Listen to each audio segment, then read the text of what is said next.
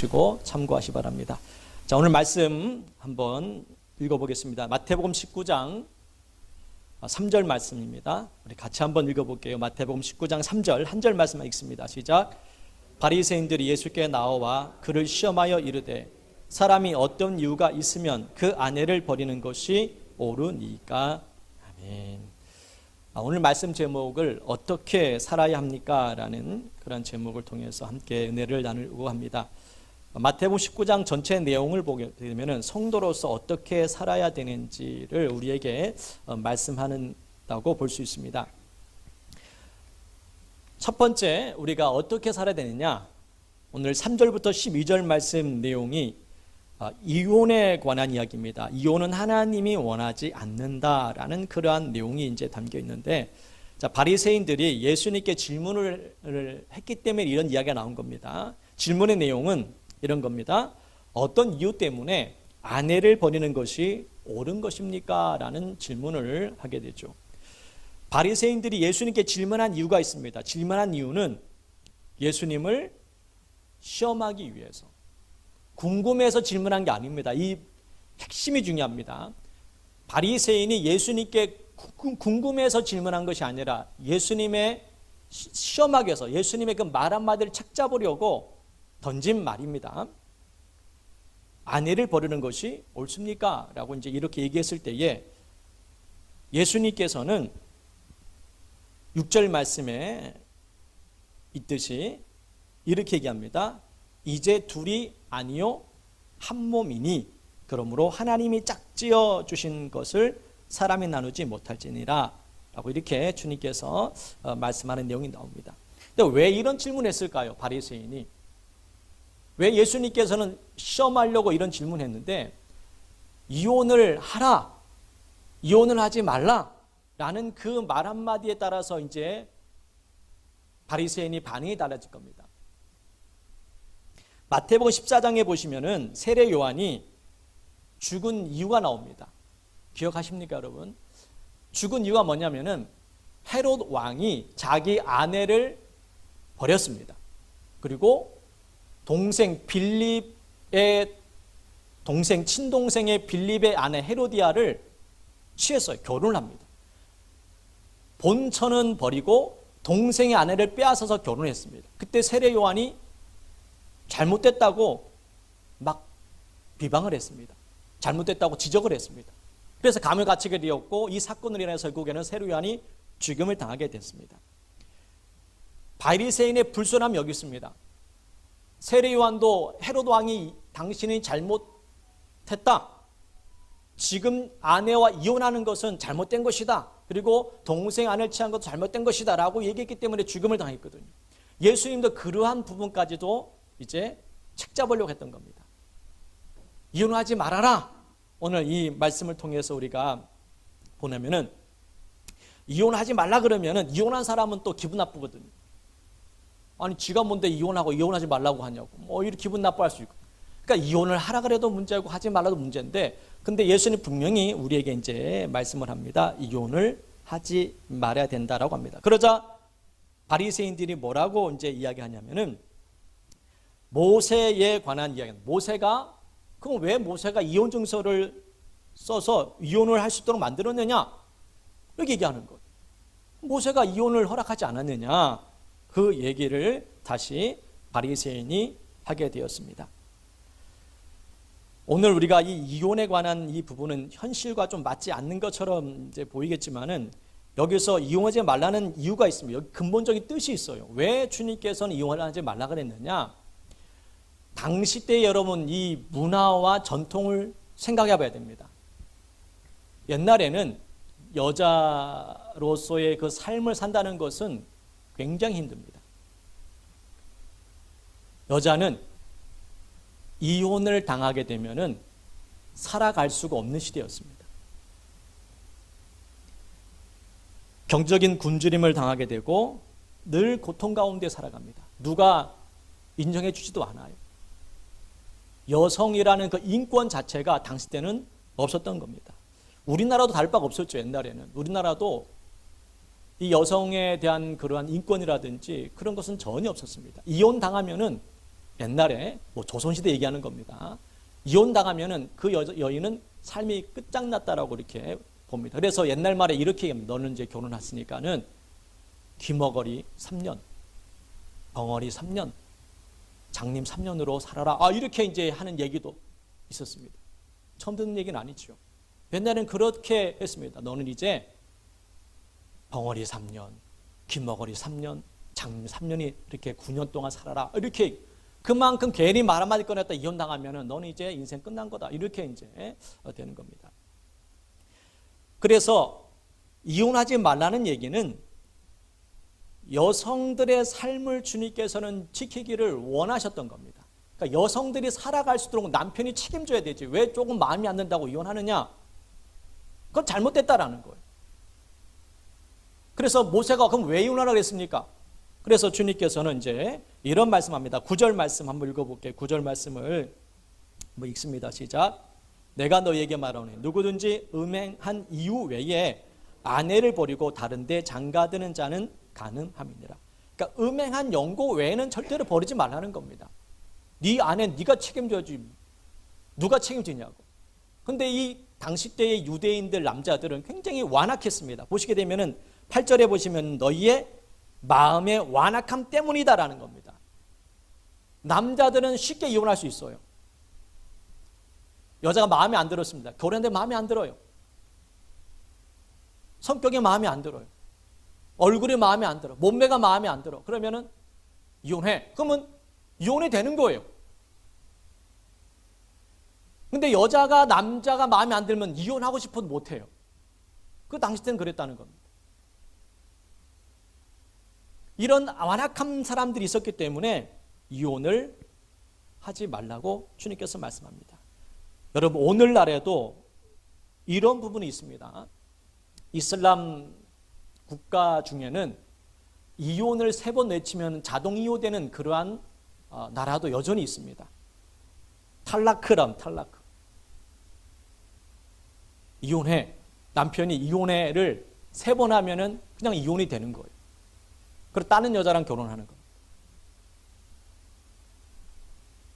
당시 때에 예수님 당시 때에도 일부 다처제였거든요. 혼자 몇 명을과 결혼할 수가 있습니다. 그리고 지금 이슬람 국가 중에는 나라마다 좀 틀려요. 어떤 나라는 2명, 어떤 나라는 3명, 어떤 나라는 4명까지도 결혼할 수가 있습니다. 근데 문제는 결혼하게 되면 돈을 이제 많이 들어가잖아요. 그래서 이혼을 하고 결혼을 합니다. 그래서 마음에 안 들면은 이혼해 3번 이혼되는 겁니다. 그리고 다른 여자랑 또 결혼을 하는 거예요. 그런 못된 악법을 가지고 있다는 겁니다. 그리고 실제로 현재도 마찬가지입니다. 어떤 이슬람 국가 중에는 밖에 나가는 것조차도 남편에게 허락을 받아야 됩니다. 그 문 밖에 나가는 것조차도 남편이 허락하지 않고 나갈 경우에는 이혼의 사유가 되는 거예요. 그러니까 얼마나 삶이 비참합니까? 그 여자의 삶이.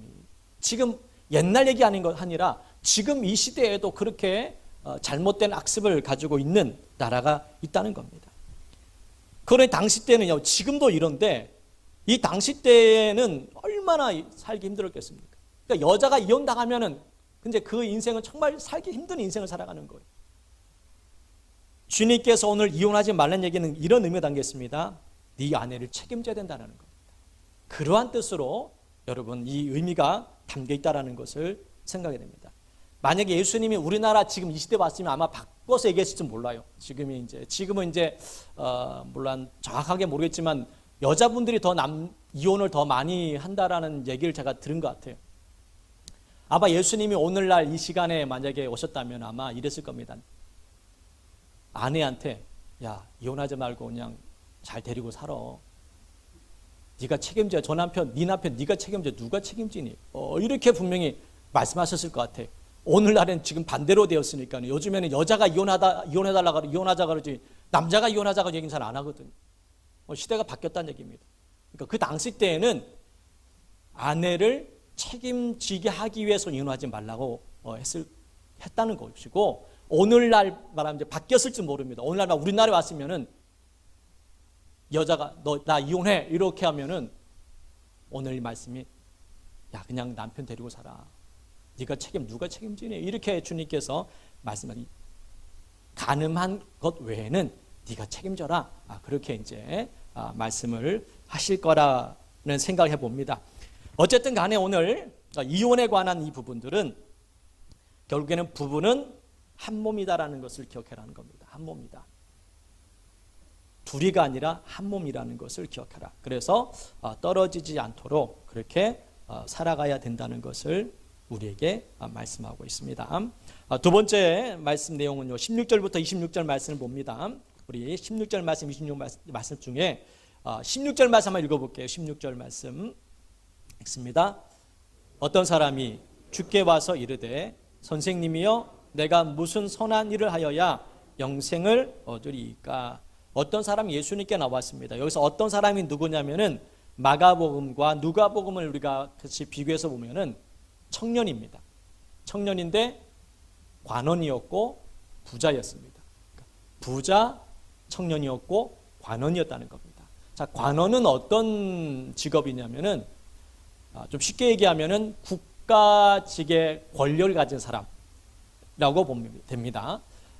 이 나라를 이끌어가는 그러한 사람 중에 힘 있는 사람, 관원이라고 이렇게 얘기합니다. 조금 더 쉽게 표현하자면은 국회의원 같은 사람 될 수 있는 것이고, 또 시장 정도 되는 그런 정도 권력을 이제 힘이 있는 그러한 사람들이라고 이렇게 할 수 있습니다. 근데 청년인데 돈도 많고 권력을 가진 사람이었습니다. 18절, 19절 말씀에 보면은요, 어떻게 해야 영생을 얻을 수 있습니까?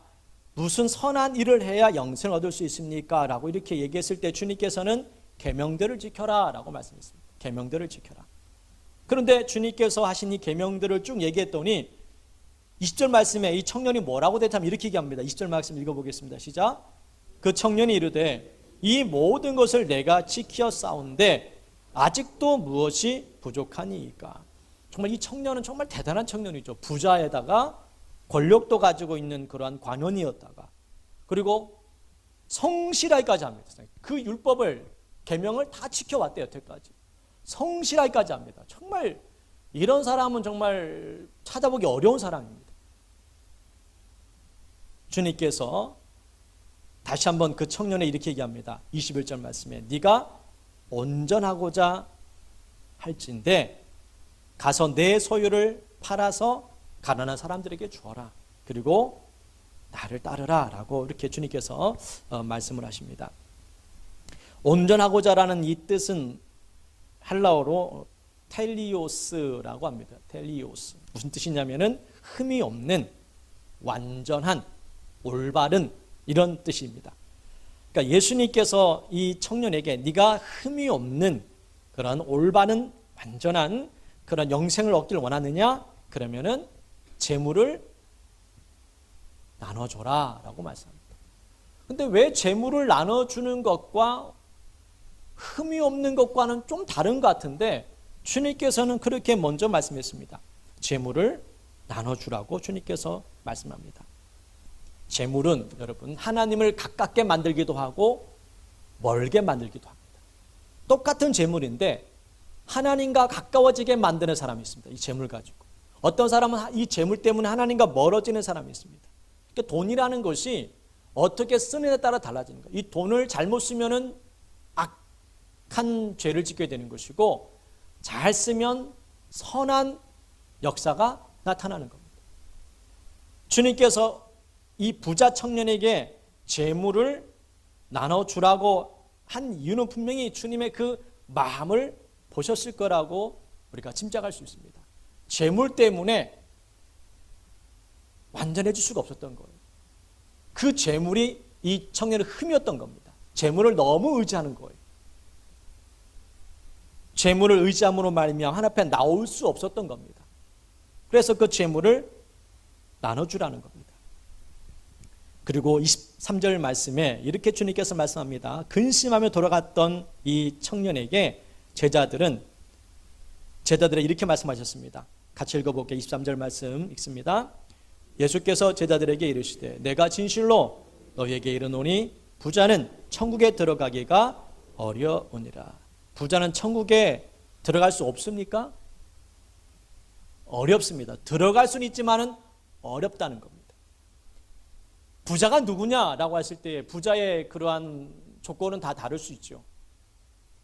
없는 사람 입장에서는 돈 1,000만 원만 가도 부자일 수 있는 것이고, 어떤 사람에게는 100억 가지고도 부자가 아닐 수도 있는 겁니다.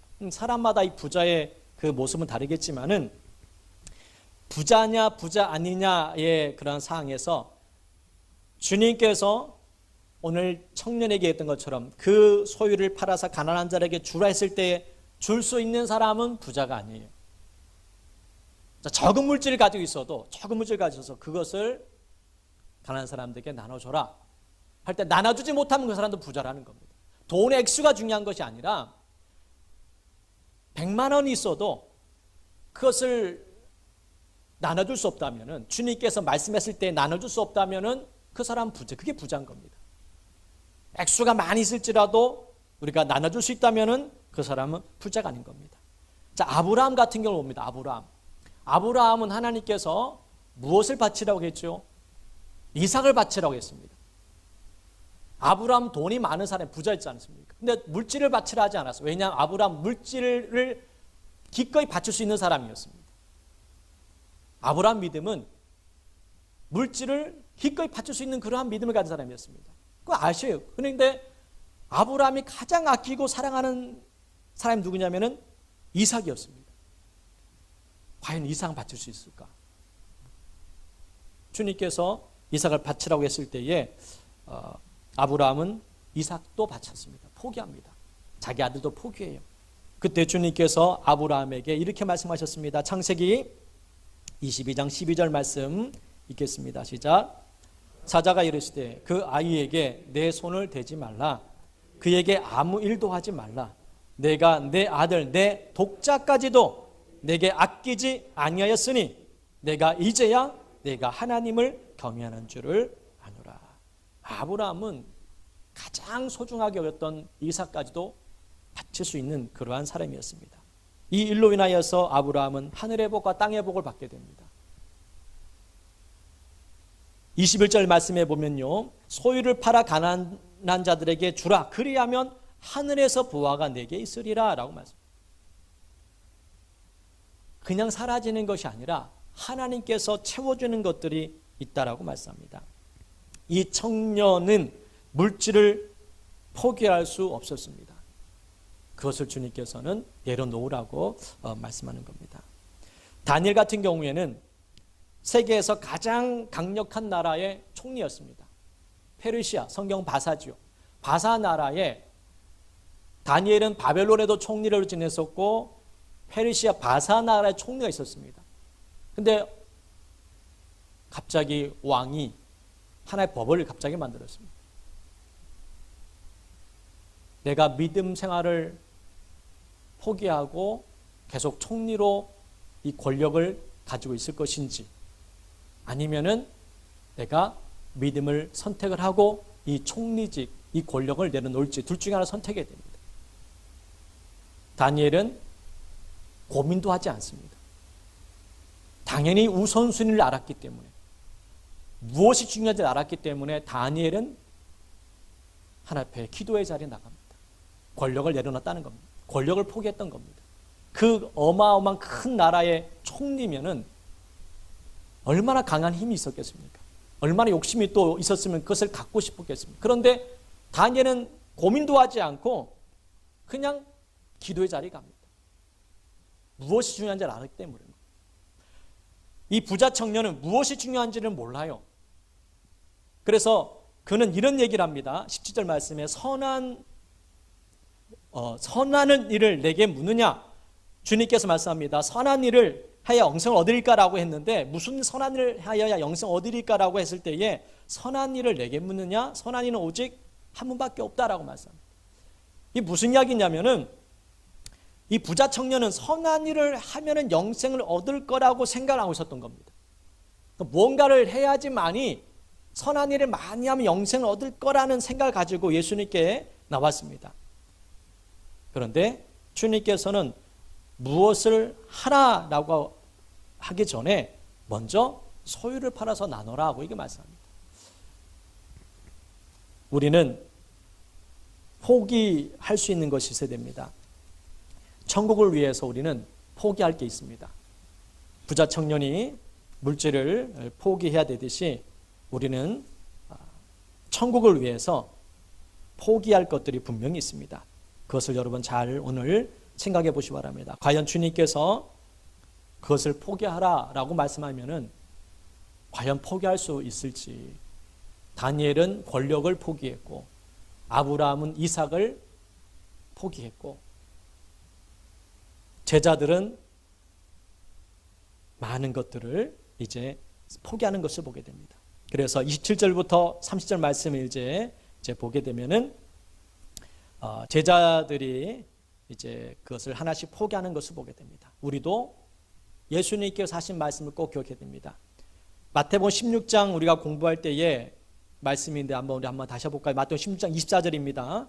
같이 읽어볼게요. 시작.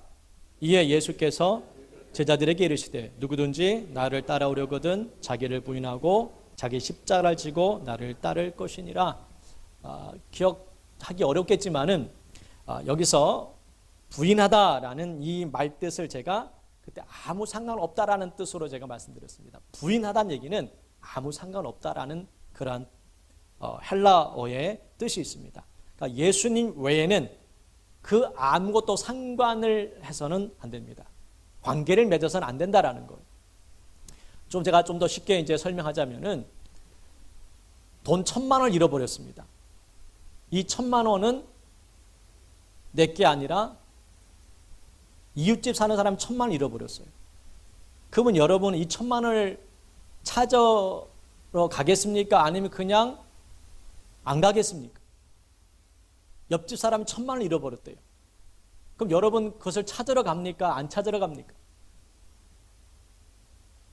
찾으러 가신 분도 있나요? 마음이 참 좋으신 분이네. 보통 가면 안 찾아갑니다. 왜? 내 돈이 아니니까. 나와 상관없는 돈이에요. 이 돈은. 내 돈이면 상관인데 내 돈이 아니기 때문에 상관없으면 찾을 필요가 없는 거예요. 내 돈이 아니니까. 상관없다는 얘기는 바로 이런 겁니다. 예수님 외에는 모든 것이 상관없어야 된다는 겁니다. 그래야 마음이 그곳에 뺏기지가 않는 거예요. 내 돈이면 분명히 찾겠죠, 여러분. 1,000만 잃어버렸는데 안 찾겠습니까? 밤새더라도 찾겠죠. 안 그렇겠습니까? 적은 돈도 아니고 돈 10,000원 잃어버리면 안 찾지만은 1,000만 잃어버리면 어떻게 안 찾겠습니까? 오늘 하루 종일 밤새도록 아마 찾아 헤맬 겁니다. 내 돈이니까. 근데 내 돈이 아니에요. 그러면 안 찾습니다. 나와 상관없는 돈이기 때문에. 자기를 부인하라는 얘기는 바로 그런 뜻입니다. 예수님 외에는 관계를 맺지 말아라. 자, 그래서 29절 말씀 볼게요. 29절 한번 읽어보세요. 29절 말씀입니다. 있습니다. 또 내 이름을 위하여 집이나 형제나 자매나 부모나 자식이나 전토를 벌인 자마다 여러 배를 받고 또 영생을 상속하리라. 이 말씀을 오해하지 않았으면 좋겠습니다. 그러면 부모도 버리고 자식도 버리고 뭐 예수만 믿어라 이런 뜻으로 착각할 수 있는데 이 말씀이 결국 보면 자기를 부인하는 겁니다. 자기를 부인하는 것. 관계와 관계가 없다. 내 아버지가 지금 병들어 죽어가면은 찾아가죠. 근데 옆집 아버지가 병들어 죽어 한다고 하는데 내가 그 병원 찾아갑니까? 찾아가지 않아요. 왜냐하면 상관없는 사람이기 때문에. 그러니까 상관없다라는 얘기는 결국 십자가 예수 그리스도의 안에서의 그 삶을 우리가 자기를 부인한다는 얘기는 바로 그러한 마음을 가지고 아무 상관없이 예수 그리스도만 관계 맺어서 우리는 가야 된다는 겁니다.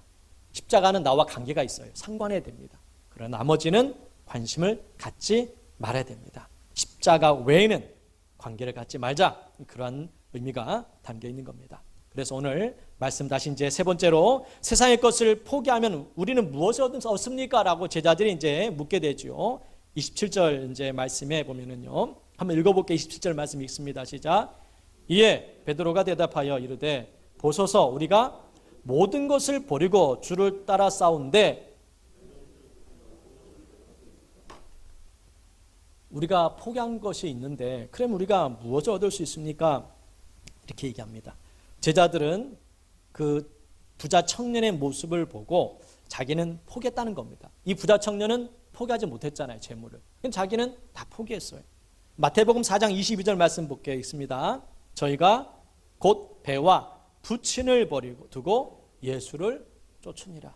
자, 누가복음 5장 27절 28절입니다. 시작. 그 후에 예수께서 나가사 레위 마테라 하는 세리가 세간에 앉아 있는 것을 보시고 나를 따르라 하시니 그가 모든 것을 버리고 일어나 따르니라. 제자들은 이렇게 포기했습니다.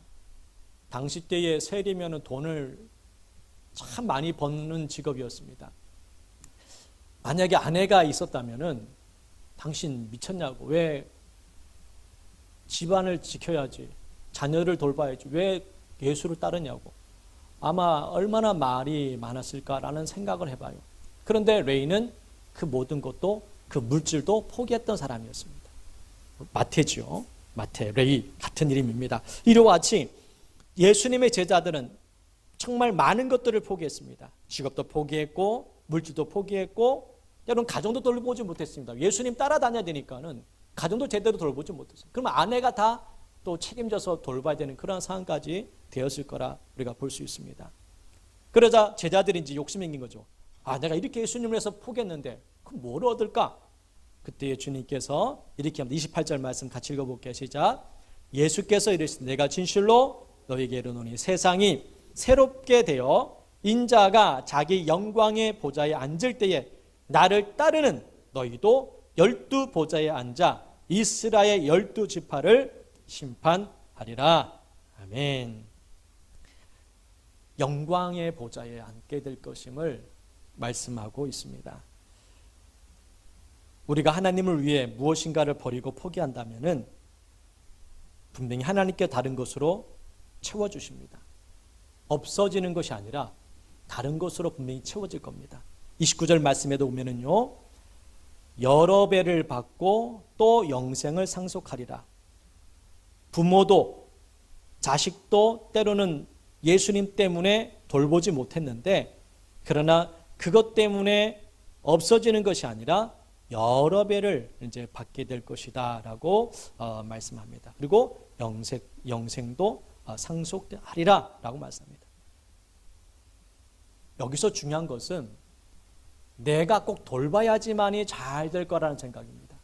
그러나 하나님이 돌보셔야 된다는 겁니다. 우리는 그것을 이제 포기하고 버린 것처럼 보이지만은, 그러나 하나님께서 그것들을 돌보신다는 겁니다. 내가 열심히 살고 열심히 노력해서 이루는 것이 아니라 하나님께서 그 모든 것을 이제 이루어 가신다라는 것을 보게 됩니다. 씨앗을 땅에 심으면은 없어진 것처럼 보이지만 시간이 지나면은 꽃이 피고 아름다운 꽃이 피듯이, 그리고 열매가 맺듯이 우리가 하나님을 위해서 우리가 살아가는 것의 삶이 그만큼 헛된 것이 아니라 하나님께서 채워주신다라는 겁니다. 오늘 이 시간 이 자리에 앉아있기 때문에 집에는 없잖아요. 그럼 집이 없으면은 남편이 이제 만약에 태어나 집에 들어오잖아요. 그러면 아내는 교회가 있어요. 그러면 그만큼 남편을 돌볼 수가 없잖아요. 무책임한 행동처럼 보이지만은, 그러나 하나님께서 이것을 기억하신다는 겁니다. 그래서 여러 배를 받을 것이다 라는 겁니다. 매일같이 우리가 그렇게 한다면야 문제가 되지만은, 우리가 이 수요일 같은 경우 일주일에 한 번이잖아요. 이 정도까지는 우리가 포기할 줄 아는 성도가 된다는 겁니다. 주님을 위해서 이렇게 주님 앞에 삶을 살아가야 된다는 것을 오늘 말씀하는 겁니다. 30절 말씀 읽고 마무리 짓겠습니다. 중요한 말씀입니다. 이 말씀은 꼭 기억하셔야 됩니다. 왜냐하면 이 말씀을 우리가 좀 등한시하게 되면은 우리의 신앙이 떨어질 수 있습니다. 자, 한번 30절 말씀 읽겠습니다. 시작. 그러나 먼저 된 자로서 나중되고 나중된 자로서 먼저 될 자가 많으니라. 먼저 출발했다고 먼저 들어오는 것은 아니에요, 여러분. 이게 중요합니다. 아, 내가 먼저 시작했으니까 나는 이제 먼저 될 거야. 이것은 여러분 잘못된 생각, 교만한 생각입니다. 그래서 우리는 실수가 없습니다. 쉬어서도 안 됩니다. 토끼와 거북이 이야기도 아시잖아요. 토끼가 빠릅니까? 거북이가 빠릅니까? 토끼가 빠르지요. 토끼는 껑충껑충 뛰어서 금방 갑니다. 근데 거북이는 정말로 시간 오래 걸리죠. 근데 이 토끼와 거북이의 이야기 승리는 누가 했냐면은 잘 알다시피 거북이가 이겼습니다. 왜 그렇습니까? 토끼가 방심한 거예요. 아유, 저렇게 언제 오냐. 낮잠을 자다 보니까는 결국에는 그 사이에 거북이가 꼴이 난 거예요. 1등한 거예요. 그러니까 우리가 그렇게 될 수 있다는 겁니다. 아, 내가 그때 기도 많이 했으니까 나는 좀 쉬어야 되겠다. 그러면 문제 생긴다는 겁니다. 아, 내가 그때 봉사 많이 했으니까 이제 쉬어야지. 그것이 가장 위험하다는 겁니다. 차라리 늦게 시작해서 쭉 가는 게 낫지. 내가 열심히 많이 내가 10년, 20년 열심히 봉사했으니까 좀 쉬어야지. 이것이 가장 위험하다는 겁니다. 그래서 처음 된 자가 나중될 수 있다는 거예요. 여태까지 권사님들 수고 많이 하셨습니다. 이제 좀 쉬십시오. 그러면은 그래 이제 이 나이 뭘 해도 쉬어야지. 목사님 말대로 쉬어야지. 그렇게 해서는 안 된다라는 거. 그래도 목사님 제가 열심히 할게요. 이렇게 나와야지. 이 나이에 좀 쉬었으면 좋겠습니다. 이러면은 안 된다는 거예요. 계속 기도하셔야 되고 할 수 있는 한 기도하셔야죠. 내가 할 수 있는 한 봉사하실 때까지 봉사할 수 있는 그러한 삶을 사셨으면 좋겠습니다. 오늘 말씀 정리하겠습니다. 어떻게 살아야 됩니까? 오늘 19장의 말씀은 가정을 지키십시오. 가정을 지켜야 됩니다. 정말 이혼해야 될 사항도 분명히 있을 거예요. 정말 이혼해야지만 살 수 있는 그런 사람도 분명히 있을 겁니다. 제가 어떻게 이혼하라, 이혼하지 말라 뭐 이렇게 판단하기 쉽지 않지만은 어쨌든 간에 여러분 할 수만 있으면은 가정을 지켜야 됩니다. 오늘 이 19장에 있는 이 말씀, 이제 둘이 아니요 한 몸이다 라고 말씀했습니다. 그러면 하나님 말씀을 의지해서 가늠한 음행한 이유 외에는 남편이나 아내를 버리지 말고, 또 혹시 또 그렇게 했다 할지라도 혹시 만약에 용서할 수 있다면은 용서를 해주는 것도 뭐 어떻게 좀 말하기 좀 그렇지만은 그럴 수 있다라고 이렇게 이해할 수 있다면은 그렇게 같이 사는 것도 괜찮을 거라 생각합니다. 그렇지만 이거는 개인적인 생각이고 어쨌든 여러분은 한 가정을 지키는 데 힘써야 된다는 거, 그것이 바로 그리스도인의 삶이다. 두 번째로는요, 한 부자 청년에 관한 이야기를 통해서 우리가 어떻게 하면 영생을 얻을 수 있을까? 영생이라는 것은 무슨 일을 해서 영생 얻는 것이 아니라 예수를 믿음을 통해서 영생이 주어진다는 것을 기억해야 됩니다. 예수를 믿기 위해서 우리는 내려놔야 될 것들이 있습니다. 부자 청년은 물질 때문에 예수님을 나오지 못합니다. 우리도 하나님 관계를 막는 것들이 있습니다. 그것들을 포기하셔야 돼요. 내려놓으셔야 됩니다. 그래야 주님이 보이는 거예요. 그것 때문에 주님을 만나지 못하는 그런 사람들이 있다면은 오늘 이 시간 그것을 깨뜨리셔야 됩니다. 그래야 주님이 보이는 겁니다. 마지막 세 번째로, 세상의 것을 포기한 우리는 무엇을 얻을 수 있습니까? 바로 하나님께서 그 모든 것들을 책임져 주시고 영생을 얻게 된다라고 말씀합니다. 그러니 저와 여러분이 주님 안에서 살아가기를 힘쓰시고, 그리고 먼저 된 자가 나중 된다는 사실도 우리가 잊지 말고 나태해지지 말고 끝까지 믿음 생활 잘 감당하기를 주의 이름으로 축복합니다. 우리 시간 통성으로 우리 기도하는 시간 갖도록 하겠습니다. 우리 찬양 우리 한번 부르겠습니다.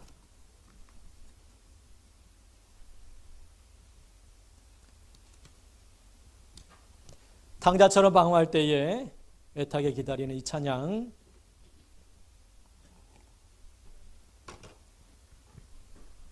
이 찬양 가사처럼 오 주님 나 이제 갑니다, 날 받아주소서, 이 고백처럼 부자 청년처럼 물질 때문에 아니면 다른 것 때문에 예수님에게 나오지 못하는 그런 일이 생기지 않도록 하나님보다 더 소중히 여기는 것이 있다면은 그를 내려놓고 주의 말씀을 듣고 순종했으면 좋겠습니다. 우리 1절만 부른 후에 우리 통성으로 간절히 기도하겠습니다. 탕자처럼 방황할 때도 애타게 기다리는 부드러운 주님의 내 마음을 녹이셨네. 내 마음을 녹이셨네. 오 주님, 나 이제 갑니다. 날 받아주소서. 이제는 주님만 위하여, 이제는 주님만 위하여 이 몸을 바치리라. 우리 주여 한번 부른 후에 간절히 기도하겠습니다. 주여. 아버지 하나님, 오늘 말씀처럼 부자 청년은 그 물질 때문에 예수님께 나오지 못하는 모습을 보게 됩니다. 하나님과 아버지 나 사이에 가로막는 것들이 있습니다. 물질이, 세상 즐거움이, 또한 세상 권력이, 세상에 있는 것들로 인하여서 하나님 앞에 나오지 못하고 하늘 바라보지 못하게 만드는 것들을 이 시간 다 깨뜨리 원합니다. 독자 이삭을 바치라고 했을 때의 아브라함은 기꺼이 이삭까지도 바쳤고, 다니엘은 권력을 움켜쥔 것이 아니라 권력을 다 포기하고 아버지께 기도하러 나갔듯이 우리가 큰 어렵고 힘든 순간에도 하나님이 기뻐하시는 선택을 할 수 있도록 도와주시옵소서. 또 하나님이 이 가정을 지키기를 원하시는 주님께서 가정을 지키라고, 이혼을 그만하고 하지 않는 것이 주님이 뜻이라고 우리에게 말씀해 주신 것처럼 늘 가정을 지키고 믿음 안에서의 삶을 살아갈 수 있도록 주여 도와주시옵소서. 사람 바라보지 않게 하여 주시옵소서. 주님의 말씀을 바라보고 주님을 의지하며 살아가기 원합니다. 하나님 지켜주시옵소서. 하나님 붙들어 주시옵소서. 하나님 역사